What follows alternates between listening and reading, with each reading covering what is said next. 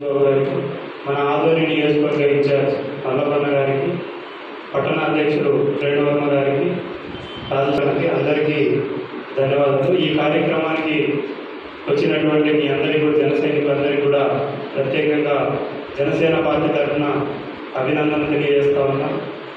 11 సంవత్సరాలు పూర్తి అయ్యి 12వ సంవత్సరంలో అడుగు వేస్తున్నటువంటి జనసేన పార్టీ ఇప్పటి వరకు ఎలాంటి కార్యక్రమాలు, ఎలాంటి రాజకీయ విధి విధానాలు తీసుకొని ప్రజలకు దగ్గరవుతూ పరిపాలన ఏ విధంగా ఉండాలి అన్న ఉద్దేశంతో జనసేన పార్టీ ఈ 11 సంవత్సరాల ప్రయాణం ఏ విధంగా ఉంటుందో ప్రజలందరూ చూశారు.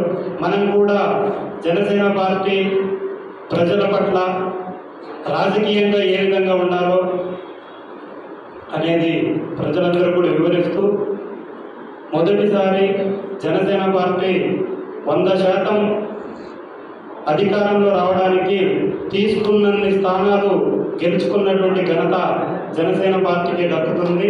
భారతదేశంలో ఏ పార్టీ కూడా తీసుకున్న స్థానాలు పూర్తిగా గెలిచినటువంటి దాఖలాలు లేవు.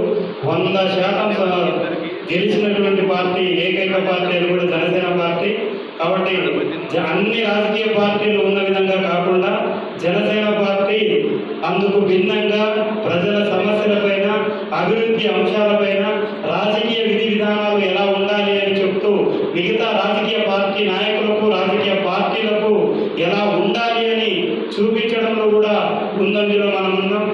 కాబట్టి మనమందరం కూడా 11 సంవత్సరాలు పూర్తయి 12వ సంవత్సరంలో అడుగు పెడుతున్నటువంటి ఈ ఆవిర్భావ సభకు మనమందరం కూడా వెళ్ళి సభను విజయవంతం చేసుకొని రావాల్సినటువంటి బాధ్యత మనపై ఉన్నది.